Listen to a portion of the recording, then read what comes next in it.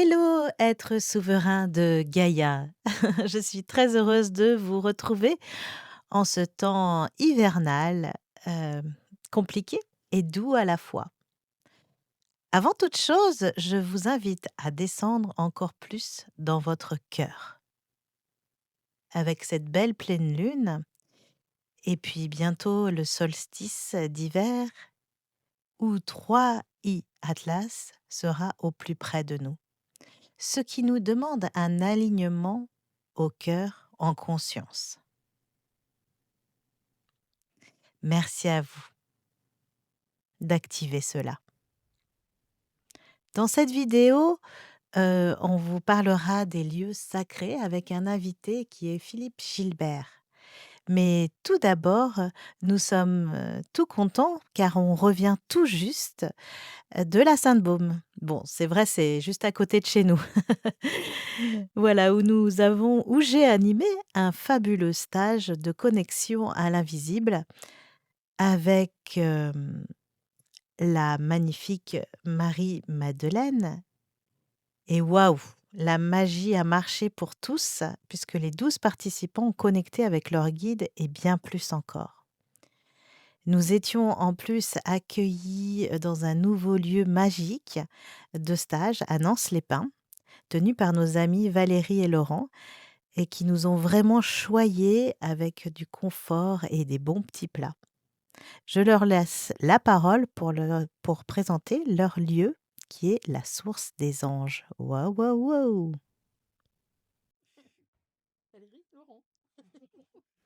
Bienvenue à la source des anges. La source des anges parce que c'est l'endroit où on vient se ressourcer et qu'en se ressourçant, on peut élever sa vibration et devenir des anges ou en tout cas être sur le chemin. C'est un lieu qui a été créé récemment et qui accueille des stages de développement personnel et avec une capacité d'une quinzaine de personnes.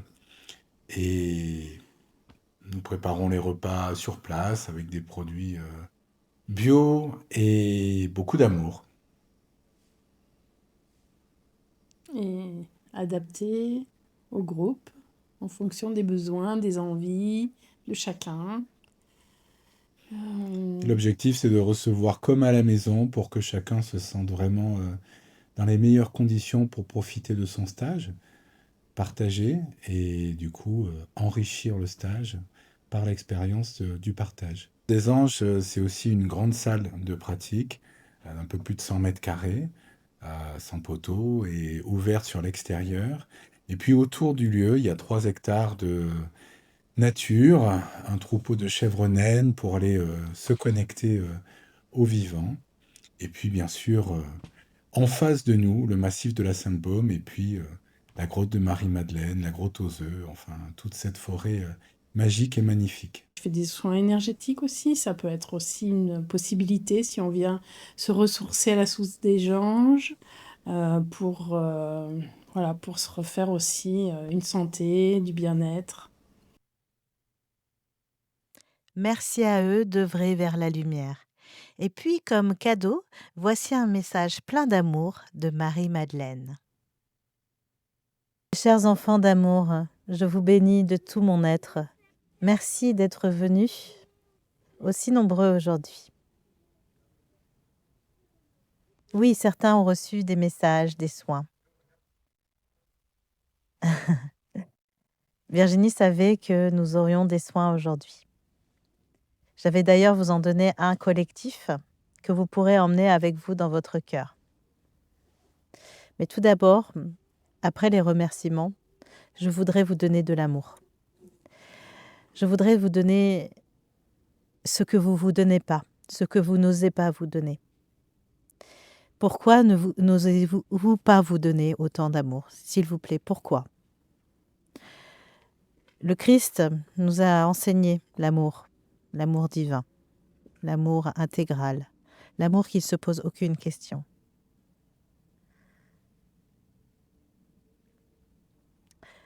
La pudeur est passée par là. La pudeur est un poison, sachez-le. Il n'y a aucune pudeur à l'amour. ça ne fait que le retirer. Dites-vous je t'aime tous les jours. Accordez-vous cette chance. Accordez-vous ce don de vous-même par rapport à l'amour. Plus vous vous aimerez, plus vous vous donnerez de l'amour et plus vous pouvez émaner cet amour autour de vous, tous les jours, en rendant grâce au Seigneur.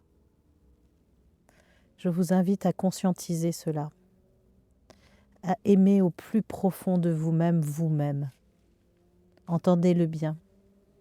À aimer au plus profond de vous-même, vous-même.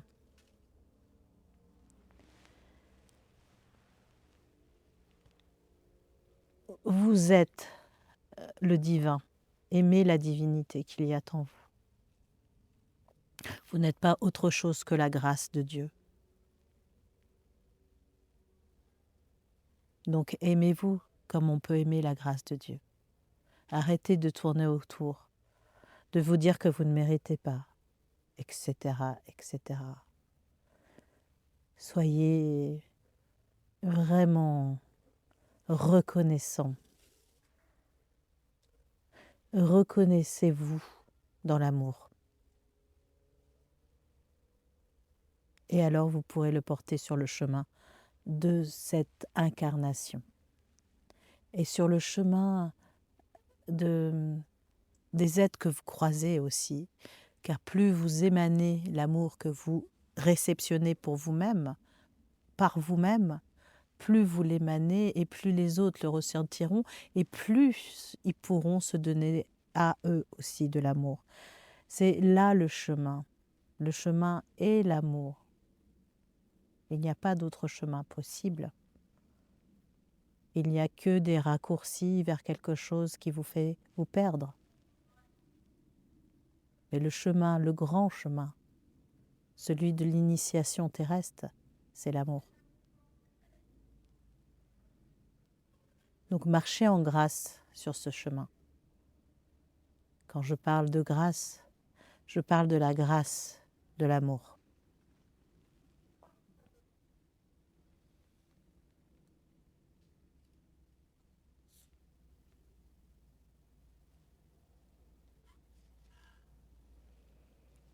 L'oiseau qui est là autour de vous, qui bat des ailes autour de vous, vous envoie de l'amour. Réceptionnez-le. C'est un être divin.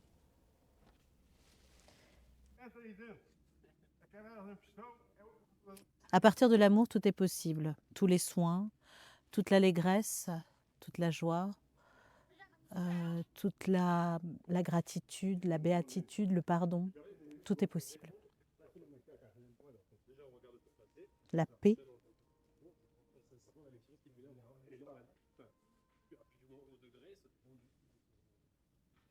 Elle dit qu'elle nous envoie d'ailleurs un chant de paix.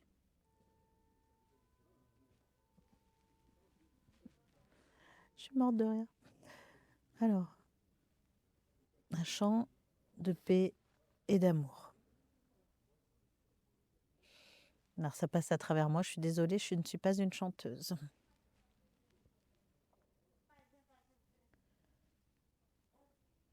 Oui, oh, oh. Et oh.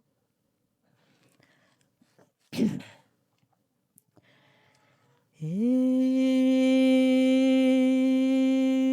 oh.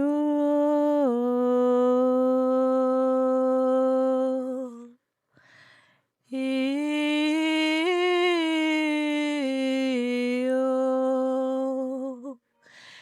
Et oh. Oh.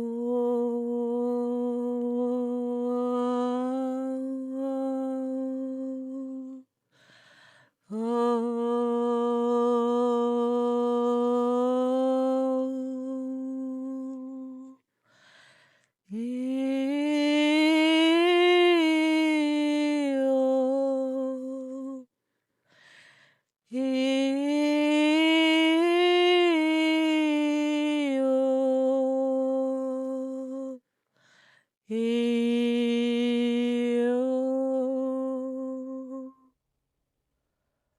je me pardonne, je m'aime, j'assouvis tous mes désirs envers moi-même, car je suis juste envers ce monde qui m'entoure. Alléluia. Soyez bénis, mes enfants. Soyez bénis. Vous êtes aimés.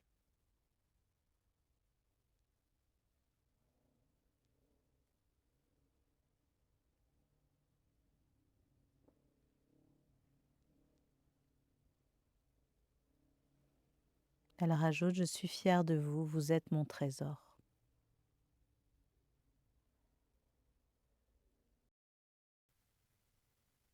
Gratitude à toi, Marie-Madeleine, pour cet essentiel message. Et puis maintenant, je vous laisse en compagnie lors d'une marche magnifique dans un lieu très fort. Ce ne serait pas un lieu sacré? Mais oui, avec Philippe Gilbert. Hello! Bonjour, être souverain de Gaïa, comme je dis toujours. Aujourd'hui, c'est un jour assez super parce que je retrouve un nouvel ami dans ma vie, Philippe Gilbert, voilà. Enchanté, enchanté. Je suis Voilà. heureux d'être avec vous, de partager. Et puis, on est dans un lieu qui est extrêmement vibratoire ici, donc c'est très, très agréable. Avec dans notre dos la Sainte-Victoire et de l'autre côté la Sainte-Baume. Vous voyez, on est entre les deux. Voilà, Sainte-Victoire là. Et puis tout à l'heure, on vous montrera, je pense qu'on aura une vue sur la Sainte-Baume, comme tu dis. Et donc, bah, on s'est rencontrés à l'occasion de Terre émergente début octobre, une série de conférences qu'il y a eu dans la région du Var. Et en fait, c'était une Magique. rencontre, ouais, magique, tout à fait, magique. C'est ça, c'était bah, déjà la rencontre en elle-même était magique et puis en plus, notre Merci. rencontre a été super, on s'est dit: «Bah, tiens!» alors, Il y a lui, des points communs, il y a des choses. il disait qu'on s'était pas connus avant. Moi, j'en suis pas si sûre. Mais bon, OK, je veux bien le croire, hein. Il se rappelle peut-être plus. Mais en Il tout faut laisser venir le ouais, temps que les choses s'éveillent. mais C'est le mieux. en tout cas, je peux vous dire qu'on a ouais, on a beaucoup de choses en commun et c'est comme si, bah, on marchait sur la même route, quoi, le même chemin. Bon, on est tous plus ou moins sur la même route, le même chemin, mais vraiment, moi, j'ai l'impression d'avoir, trouvé un grand frère, encore une fois, parce que j'en ai plein des grands frères. Mais voilà, c'est encore un grand frère. Donc si tu peux te présenter pour ceux qui te connaissent pas? Ben, je suis philippin et voilà, autrefois j'étais architecte dans une autre vie et comme dirait, j'adore le message du Christ, maintenant j'appartiens plus à ce monde. D'ailleurs, on le voit avec les images qu'il y a derrière. C'est-à-dire que j'appartiens plus à ce monde dans le sens de qui je suis et j'appartiens à ce monde dans le sens de ce que j'ai réalisé sur cette terre. Et de ce que j'amène sur cette terre fait pas partie de ce monde, c'est-à-dire fait partie des mondes de l'invisible, des mondes des sensations, des mondes du sacré en fait. Et actuellement, je dirais que ce qui m'inspire vraiment, c'est le parcours christique, hein, je dois le dire.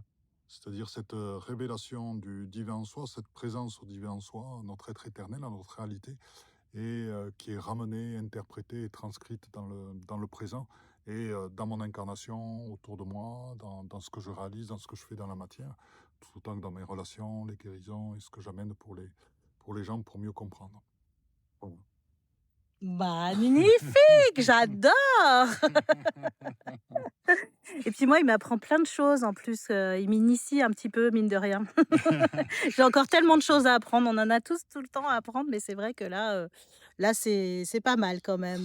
J'aime beaucoup, j'aime beaucoup. On n'est jamais arrivé, mais là, j'avoue que ça m'aide bien à ouvrir encore plus, surtout que personnellement, là, en fait, je me rends compte que bah, je sais pas, j'ai l'impression que 2026, c'est comme une ouverture vers une alchimie intérieure et du coup de la terre. Je sais pas si tu me rejoins, mais en tout cas, moi, c'est ce que je ressens.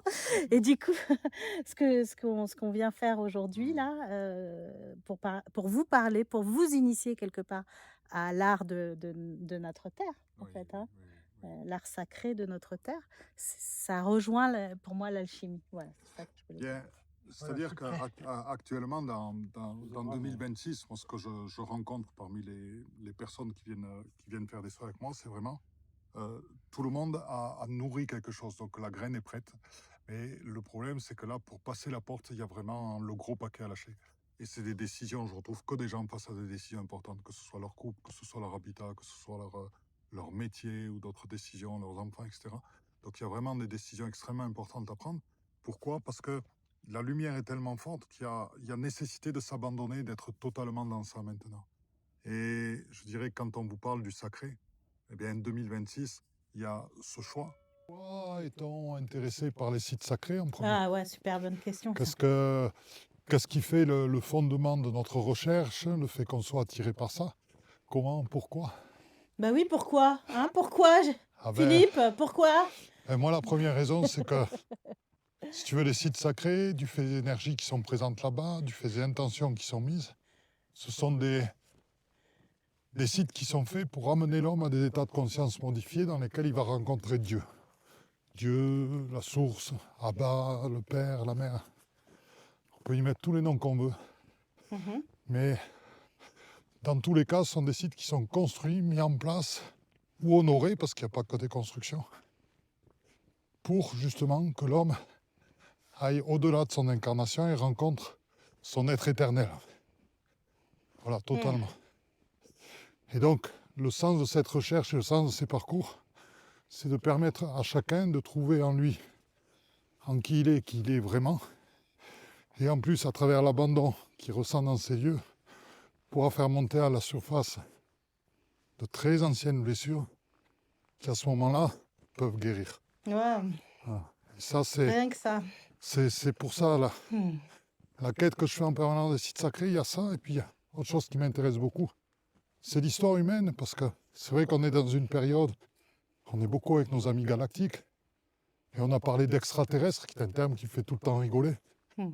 parce qu'il nous place au centre, comme toujours. Bah oui, c'est le côté mégalo de l'humain. De l'humain, voilà, donc il y a pas d'extra. Il y a que moi. Voilà, il y a que moi, et puis les autres sont autour, quoi. Non, non, on fait Ouais. partie d'eux, quoi, donc on est tous ensemble. Bien sûr, Et dans tous ensemble, c'est nos frères et sœurs. voilà, ça m'intéresse de comprendre, euh, de comprendre la puissance de notre humanité. Parce que il y a une fâcheuse tendance depuis très longtemps avec ce Dieu en dehors de nous, pour beaucoup qui n'ont pas compris les messages Ils n'ont pas originaux. compris que c'était à l'intérieur. Voilà. De conception, moi, quand je vois que des liens cosmiques, quand on parle de liens cosmiques, les gens pensent immédiatement constellations, étoiles, planètes. Il y en a un, par exemple, que j'adore, c'est tout ce qui est archéoacoustique. Et ce qui est intéressant, parce qu'à travers l'archéoacoustique, c'est lié à une science qui s'appelle l'archéopsychologie. Et c'est là où on tombe dans nos champs, c'est-à-dire que à travers le son, à travers les chants, à travers les mantras, les répétitions, etc., on fait passer les gens en état de conscience modifié. Et là, j'ai des informations qui vont vous sembler absolument incroyables, parce qu'il y a, voilà, parce qu'il y a beaucoup de discussions sur les datations des édifices. Donc moi, personnellement, ma position, c'est la suivante. Parce que je m'en tiens, comme beaucoup de chercheurs comme Graham Hancock, comme certains archéologues, etc. Je m'en tiens à ce qu'on peut prouver actuellement en ouvrant les champs et les possibles. C'est-à-dire, oui, dans l'état actuel de la science, on peut dire que la datation, c'est ça. Pour l'instant, rien ne nous permet d'affirmer avec 100% de certitude que la datation, c'est ceci. Et ce qui est intéressant là-dedans, quand on voit que, par exemple, pour l'instant, le plus grand site dégagé est précisément daté et accepté par tout le monde, c'est Göbekli Tepe, Karahan Tepe, etc., en Turquie, qui date de moins 12 500 ans.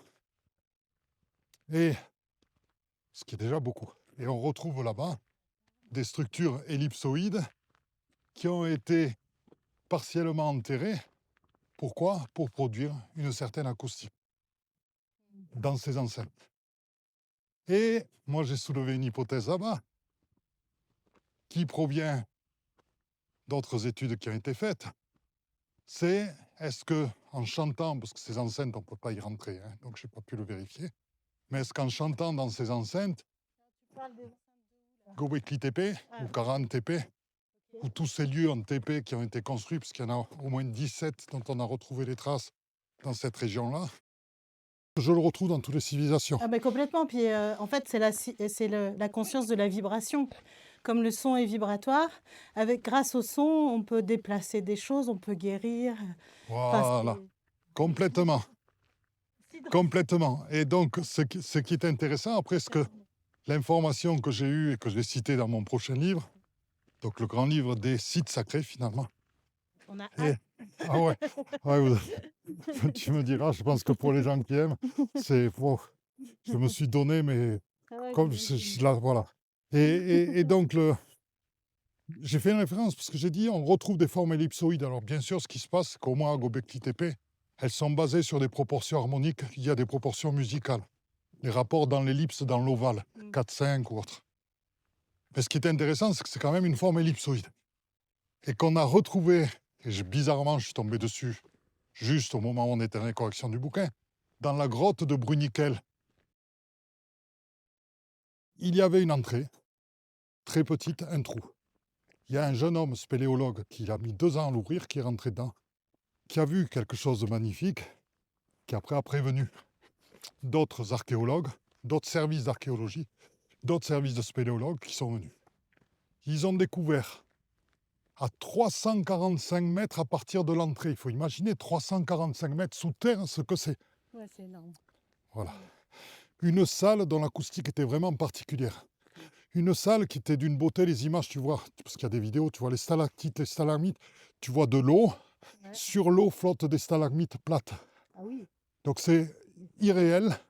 Et il y a les archéologues qui sont allés là-bas, les équipes qui sont allées là-bas, on dit mais il y a un son extraordinaire quand on rentre là-dedans.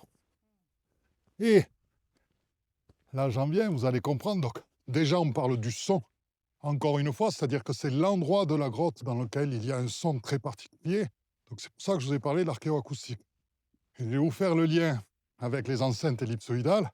Bien là-bas, au sol, il y a une forme ellipsoïdale avec une deuxième plus petite à côté, très petite.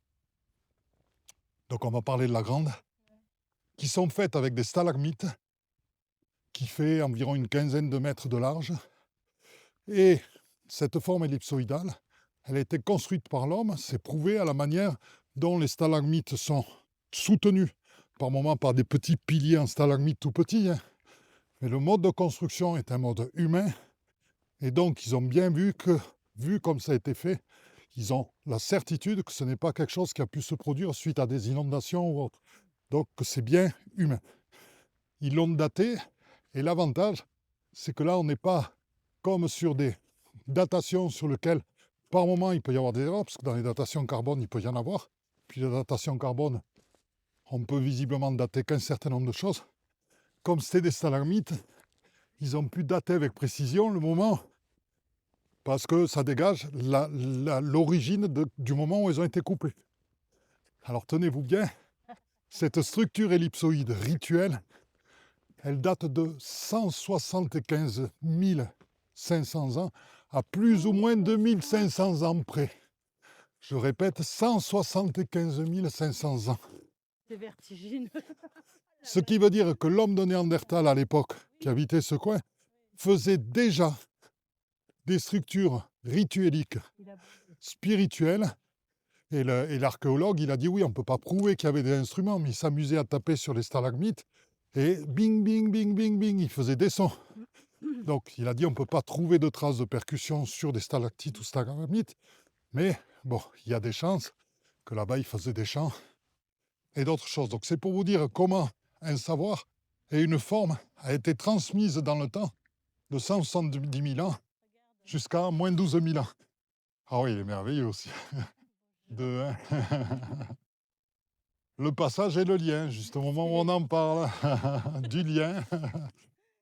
Il y a eu une transmission, pour moi, très claire, de cette volonté de trouver des lieux qui acoustiquement permettent de passer en état de conscience modifié. En plus, quand on est à 345 mètres sous terre dans une colline, je peux vous le dire, moi je suis descendu très très bas sous terre, dans une chapelle, en Cappadoce en Égypte, je peux vous dire qu'il se passe des choses très particulières au niveau des changements d'état de conscience. Donc, pour moi, c'est une des meilleures preuves qu'il y a un savoir universel qui s'est transmis sur toute la Terre, puisqu'après, ce type de choses, on le retrouve réinterprété ailleurs, que ce soit chez ce qu'on appelle les ancestrales plus hauts blancs, qui sont au niveau des Amérindiens, ceux qui dataient de l'époque des Anasazi et d'autres groupes amérindiens, et qui employaient ces mêmes techniques pour dégager le son, pour amplifier le son. Techniques qu'on retrouve dans les pyramides en Égypte, techniques qu'on retrouve dans nos églises par des initiés, Chartres, Notre-Dame, basés Et sur même des pour les proportions menhirs. harmoniques, Même les menhirs. même les menhirs, Ouais. puisque Dolmen. quand on est dans le cairn de Newgrange, Eh ben oui. moi j'avais sorti j'ai un petit instrument qui fait des sons cristallins en 432 Hz, Ouais. et je l'avais sorti à Newgrange. Ça a résonné pendant à peu près 5 minutes, à nous nettoyer, à tournoyer autour de nous. Le guide, il en avait la mâchoire qui tombait, qui s'est décrochée. Et donc on a tous les lieux, et ce savoir a été retransmis aux initiés qui ont construit des cathédrales après, et donc qui ont pu travailler avec ce qu'on appelle l'architecture musicale, en fait, qui est une architecture qui traduit dans son architecture des proportions musicales pour amplifier justement les notes, les symphonies, le chant grégorien par exemple, etc. Et donc cette connaissance a été transmise partout. Voilà, donc ça c'est juste un point, vous voyez, au niveau des sites sacrés, Oui, et puis il faut que je imaginer. fais juste sur Oui, mais l'archéoacoustique, c'est génial. l'archéopsychologie Parce que, et le lien que ça amène avec tout le monde. mais oui, mais C'est complètement. extraordinaire. C'est assez fabuleux parce qu'en plus, actuellement, la musique est utilisée comme quelque chose pour un divertissement. Et, elle commence juste à être utilisée de manière en conscience plus thérapeutique, mais ça va même au-delà, quoi. Comme je disais, c'est une fréquence de construction d'état d'être. On peut aller voir le... Voilà, et donc, bon, l'archéoacoustique fait partie des choses, mais il y a aussi la géologie, puisque Bien la sûr. nature des sols est prépondérante. Quand vous Ah bah trouvez voilà. le nombre de sites sacrés, moi, pourquoi je suis venu m'installer dans le Var? Parce qu'il y a il y a de la silice partout, Partout. et donc tu es dans un milieu cristallin, et tu t'aperçois que dans beaucoup de sites sacrés, ils sont allés chercher des pierres quand tu regardes à l'analyse des pierres pour avoir du quartz dedans, parce que la résonance du quartz qui va se mettre en vibration pendant le rituel et les chants va soigner, va guérir, va éveiller, va permettre de prendre conscience. Donc, C'est quoi la silice? C'est une technologie, elle est utilisée dans les ordinateurs et tout ça. voilà, Et puis si on en a dans le corps, on est fait de silice. de silice aussi. Donc voilà, Ouais. donc archéologie, géobiologie, sciences des nombres, où là on atteint à des choses incroyables, puisque la science des nombres, on découvre dans de très anciens sites. Moi, sur Stonehenge, j'ai fait des rapports entre certains cercles, et on retrouvait la distance de la Terre au Soleil. On retrouve engrammé dans la pyramide de Khéops le nombre phi, qui est relié à la circonférence de la Terre. On retrouve l'unité, le mètre dans certaines traces. On retrouve les yards, les unités, etc. Donc on a vraiment, par rapport à la géométrie, et on peut même aller plus loin dans la géométrie, dans ce qu'on appelle la gématrie.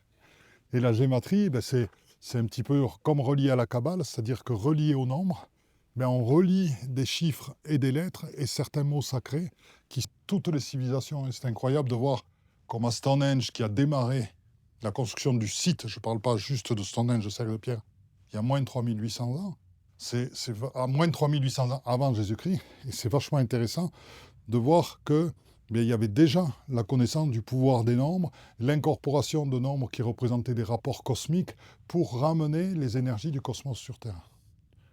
Donc ça, c'est une autre partie, c'est-à-dire qu'on a parlé de l'archéoacoustique, on a parlé de la géobiologie, on parle de la science des nombres. Et ça, c'est la sémiatique, c'est exactement ça. Et ça, c'est ce qui se passe dans les sites sacrés, dans l'invisible. Donc pour quelqu'un qui sait voir et qui en a conscience, l'avantage, c'est que quand on s'adresse à, je dirais, amplifier toutes les capacités d'un lieu, parce qu'on est là pour ça, on est là à la fois pour les purifier, pour les faire renaître et les adapter aux énergies de maintenant. Quelqu'un qui fera que travailler qu'avec la géométrie sacrée et avec les éléments matériels du Dieu va louper quelque chose. Quelqu'un qui va travailler avec le mandala sacré du Dieu va l'amener à des vibrations, et ça se sent, parce que dès qu'on travaille avec vous, là déjà rien que d'en parler, je sens le site qui s'active, et donc ça permet de travailler avec des vibrations beaucoup plus complexes, beaucoup plus fines, et c'est le reflet qu'on a à travers les crop circles. Les crop circles sont des mandalas magnifiques, Donc voilà, donc on fait des liens. Donc ça, c'est le... On est dans un beau lieu Non. là, et puis d'un coup, ça s'est passé quelque chose. Ouais, t'as raison, il y a eu une vibration là Ah d'un ben, dès coup. qu'on a parlé de mandala, Mais ça a c'est éveillé... impressionnant. Parce que c'est plus. Enfin, moi, je vois les ondes autour de nous qui sont plus. Enfin, je ne savais pas comment expliquer, mais je le vois. C'est comme si ça n'avait pas Je la même t'entends. couleur, pas la Je même t'entends. intensité. Et Je même t'entends. au niveau de l'air, c'est plus la même. L'intensité de l'air est différente. Ce qui est beau, c'est qu'on est là et que moi, je suis sûr qu'à travers le travail sur le petit monastère qui est là, il y en a un qui est dans la Sainte-Baume, juste au milieu à peu près. Alors Là. là, On c'est y la était, Sainte-Victoire. la Sainte-Victoire, pardon. On y était On est allé avec mon entre la fils. Ouais. Sainte-Baume et la Voilà. Sainte-Victoire qui est là. Donc, on était allé avec mon fils là-bas. Il y a un petit monastère qui est au milieu et je Oui. suis sûr que les deux sont reliés. Et Donc, puis c'est on pourra sentir. il y a la présence du dragon sur la Ah Sainte-Victoire. ben, ça, c'est... Voilà. Salut. Voilà. Donc là, si vous voulez, ce que vous entendez, c'est qu'on vient de parler de reliance. Donc il y a aussi, dans les sites sacrés, un site sacré ne travaille pas tout seul. Un site sacré travaille avec d'autres sites sacrés. Et il Oui. est relié par ce qu'on appelle des lignes sacrées. Donc les lignes sacrées, soit elles se créent tout simplement parce que les deux lieux ont la même vibration, donc toutes seules, soit elles se créent parce que des initiés la créent volontairement. Et par exemple, on a des lignes sacrées sur toutes les églises d'une même paroisse ou d'un même évêché. Et après, on en a de plus haut niveau, celles qui vont relier Chartres à Gizeh, par exemple. Et il y a beaucoup de gens, mais alors beaucoup, et même des gens voilà, qui confondent les lines et lignes sacrées. C'est complètement différent, mais alors complètement. Explique-nous la différence. Alors, une ley line, c'est ce qu'on a un autre. Et que des fois, d'un autre site sacré, à travers une autre ley line, elle va se relier elle-même à un autre lieu. Mais ça peut être n'importe quelle forme. Et à travers ça, va circuler un flux d'énergie qui va relier tous les lieux ensemble. Les ley lines, elles sont des lignes droites. Des lignes droites sur plusieurs centaines de kilomètres. Et ce qui vont aligner, par exemple, une colline sacrée, un lac, un mégalithe, un cercle de pierre, une église, etc. Par exemple, la Et- ley line de Saint-Michel. La ley line Michael, alors c'est la ley line Michael, c'est une ley line. Il faut savoir que cette ley line, ce qui est intéressant, c'est que c'est pas juste une ligne qui est placée comme ça sur laquelle on a aligné des choses. Parce que au départ, c'est juste une ligne. C'est-à-dire qu'au départ, il n'y a pas de tracé énergétique particulier. Quand la ley line se crée, pourquoi, comment elle est créée? Elle est créée par rapport à des orientations solaires ou solilunaires, qui vont, les périodes où il y a le plus d'énergie, qui peut être un équinoxe, un solstice, un lever de lune un coucher de lune majeure, etc. Donc des épisodes particuliers qui font que quand on parcourt cette ley line, on se relie à certains types d'énergie. Et après, c'est toute la symbolique. Si on se relie au lever de soleil, au solstice d'hiver, eh bien, on va vers la renaissance et l'ouverture vers le soleil. Donc, il y a tout un travail spirituel qui se fait à travers les choix d'orientation des ley lines. Et sachant que, et là, c'est là où les gens confondent complètement, parce que la ley line elle-même, elle a une énergie, mais l'énergie, c'est celle qu'ont mis les gens au fur et à mesure des démarches spirituelles qui sont faites dedans. Et les gens disent, mais la ley line, c'est de l'énergie. Il y a la ley line Marie, la ley line Michael. Non, c'est totalement faux. Ça, c'est des mauvaises notions. Il n'y a pas une ley line Marie, il y a une ley line Michael, il y a une ley line Michael qui est droite. Et dedans, il y a des courants d'énergie, Marie et Michael. Pourquoi? Parce qu'ils sont masculins et féminins, qui parcourent. Mais on le voit bien au niveau d'Avebury, qui est le plus grand cercle d'Europe. La ley line. Comment tu dis? Avebury. Avebury. La ley En line, Angleterre du Sud. en Angleterre du Sud. Et donc, dans le même coin qui est Que- relié Avebury à Stonehenge. Et Stonehenge. Glastonbury, ça fait le triangle qu'on appelle On y avait été aussi. l'aqua quelque chose, et dans lequel il y a un des chakras principaux de la Terre. Et puis, Et- comme par hasard, il y a plein de crop circles par là-bas. Exactement. Et donc là-dedans, quand on voit le tracé qui est dessiné dans le livre, Ouais. vous verrez, le tracé de mémoire, c'est la ley line Marie. Il y a aussi, par rapport aux sites archéologiques sacrés, la connexion avec les astres. Et souvent, il y a des calendriers. Par exemple, nous qui sommes allés découvrir le Japon, on amène un groupe là-bas. Il y a un des plus vieux calendriers au monde sur un site qui est hyper précis. Et donc, qui se repère aux étoiles, justement aux équinoxes, mais à tout, quoi. Et en fait, c'est plusieurs blocs. Et à l'intérieur des blocs, il y a selon des saisons, ça fait des points lumineux, et il y a des traces sur ce qui ont été faites et qui arrivent. Donc c'est vraiment comme un calendrier. Et en fait, ce que je ressens, c'est qu'en fait, tous ces calendriers, toutes ces choses, on parle de Stonehenge aussi par rapport au solstice et tout ça. On parle de plein de lieux comme ça. C'est aussi que nos ancêtres attendaient le moment propice. Soit ils attendaient le moment propice pour réactiver, tu vois? Ça te fait rire, j'adore. Et ça a l'air et soit ils attendaient le moment propice aussi à quelque chose, un grand changement planétaire. Et C'est ce qui peut être totalement relié, mais aussi un changement planétaire dans le sens, catastrophique aussi parce qu'il y a des changements. On sait que la Terre est en mouvement perpétuel et que c'était aussi pour prévenir peut-être. Peut-être. ben, alors, alors justement, c'est ça qui est. Tous les sites sont reliés. Alors, très souvent, on voit que le côté solaire, parce qu'une éclipse, c'est 2 jours. On y est, ça se visite 2 jours, donc on y va le 21 juin aux alentours et on voit. Mmh. Donc, c'est pour ça que, par exemple, Stonehenge a la réputation d'être que solaire. Les solaire, Stonehenge est profondément lunaire. Et on le voit au nombre de pierres qu'il y a, etc. Bah oui, qui les pierres de reproduisent lune le d'ailleurs, les calendrier. pierres bleues, ouais, Voilà. on est Qui d'accord. reproduisent les calendriers Oh, il fait lunaires. chaud. Et, alors pour répondre à ce que tu disais, c'est-à-dire que effectivement, si on parle par exemple de l'exemple de Stonehenge, je vais vous donner 2 exemples. Il y a une conjonction qui est particulièrement puissante, c'est celle de Jupiter-Saturne. Et Jupiter-Saturne, il y a ce qu'on appelle un changement de triplicité, c'est-à-dire qu'elle change d'éléments dans le ciel, dans la constellation du zodiaque, à peu près tous les 784 ou à peu près 800 ans, ou 812 ans, bon, dans ces époques-là, on va dire autour de 800 ans. Et donc, elle change, et ça, c'est ce qu'on appelle une conjonction Jupiter-Saturne avec changement de triplicité. Et qui a une énergie extrêmement importante. Parce que pourquoi on s'attarde sur ces moments particuliers, c'est parce qu'il y a un changement d'énergie autour de nous qui permettent d'atteindre des états de conscience différents, qui nous permettent de travailler sur nous, de nous éveiller, etc. etc. Et d'accéder à certaines choses auxquelles on n'a pas accès à d'autres moments. Et en plus, dans ces lieux sacrés-là, qui amplifient tout et qui ramène l'énergie du cosmos sur Terre. Puisque pour moi, le nouveau monde dont on parle tant ne peut se faire que par l'intégration du sacré et de la spiritualité. Mais la spiritualité, dans son sens, c'est Sacré. le souffle de l'esprit. Donc, voilà, si tu veux, quand tu regardes, parce qu'il y a des gens qui vont critiquer, puisque l'emploi du mot spiritualité le relie aux religions. Et donc, j'ai Ah regardé oui. l'étymologie. Mais non. Et l'étymologie, c'est C'est- le souffle de l'esprit. Et le souffle de l'esprit, l'Esprit Saint, quand il descend, c'est pas mal quand même. Donc voilà, donc c'est recevoir le souffle de l'Esprit Saint, chose qu'on sent nous-mêmes, puisque quand on parle des choses, on les ouvre. Et dans ces moments-là, on est béni. Et qu'est-ce qui se passe, c'est que ce passage dans le sacré, c'est notre lien avec tout ce qui est, avec la terre-mère, avec le cosmos, etc. Et c'est une montée vibratoire qui est absolument énorme. Et c'est un changement complet, à la fois de nos vies quotidiennes, de nos vibrations, de nos fréquences, de nos relations entre nous. Et donc c'est vraiment un passage extraordinaire. Et c'est pas pour rien. Bon là, le livre que j'ai écrit va sortir en janvier. Et je suis content. Au Pour début, commencer l'année, c'est parfait. ah, c'est parfait parce que ça m'a laissé le temps de bien peaufiner, parce qu'à Ouais. chaque fois il revenait quelque chose. Donc grâce à l'éditeur, j'ai pu passer beaucoup de temps à cette fin de livre. Et juste pour revenir Ouais, sur je le t'en mot prie. spiritualité, Ah, ça parce c'est que, bien. Ouais. comme je vois la chose, moi, Ouais. c'est, mettons que la spiritualité, c'est l'océan et que les religions, c'est des gouttes d'eau. Ah ben ça c'est Parce que c'est parfait, c'est parfait. Ben, même les religions, par moments, c'est des gouttes d'eau qui remontent vers le ciel qui ont du mal à tomber. Et, et à remplir l'océan c'est pour certaines.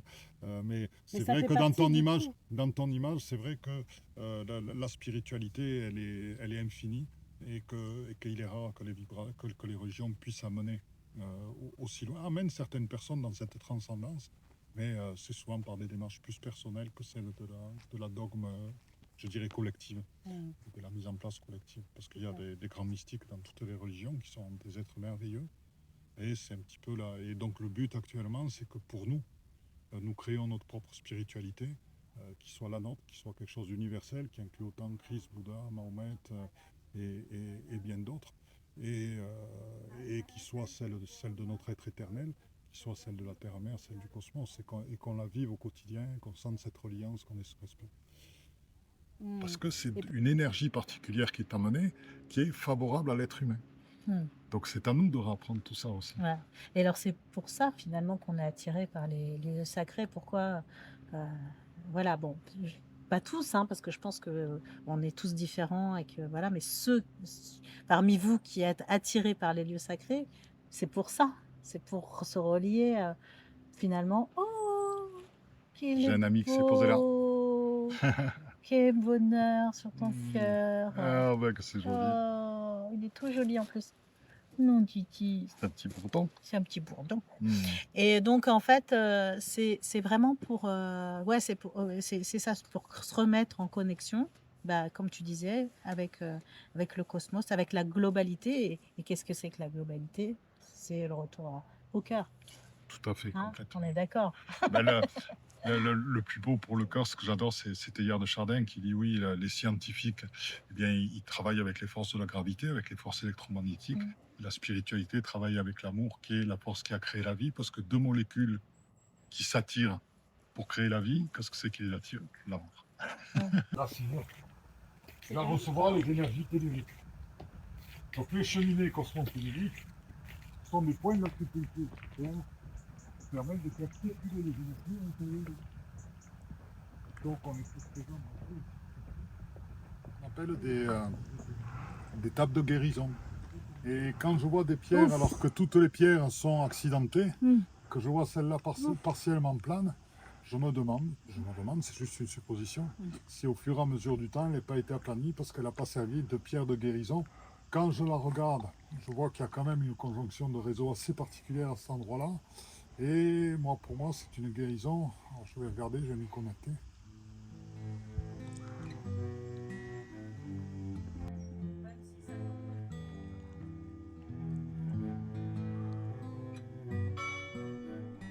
C'est toi qui l'as fait? Merci beaucoup à cette rencontre merveilleuse aujourd'hui avec Philippe. Je suis pleine de gratitude et puis pour ce lieu qui nous a accueillis, vraiment ce lieu sacré. Je pense qu'on y reviendra, on vous emmènera, on vous proposera une journée ici, car c'est un lieu avec un vortex qui amplifie les ondes, des ondes du corps, des ondes comme des ondes fluviales, j'allais dire, c'est le mot qui me vient, globales aussi du corps. Voilà. Waouh, quelle belle journée! On a eu du temps à trouver cet endroit, mais on a réussi. Voilà. Et puis, donc le livre de Philippe sortira en janvier, comme il vous l'a dit, et on vous partagera le lien. Pour la Bosnie, il ne reste plus que 3 places. Donc, nous sommes en décembre et dans quelques jours, dans quelques mois, c'est dans plus de 6 mois qu'on part en Bosnie pour les pyramides. Donc, je pense que 3 places, ça va vite partir. Donc, si vous sentez l'appel, c'est maintenant. Voilà. Et puis, pour le Japon. Alors, pour le Japon, celle-là va être vraiment quelque chose d'alchimique.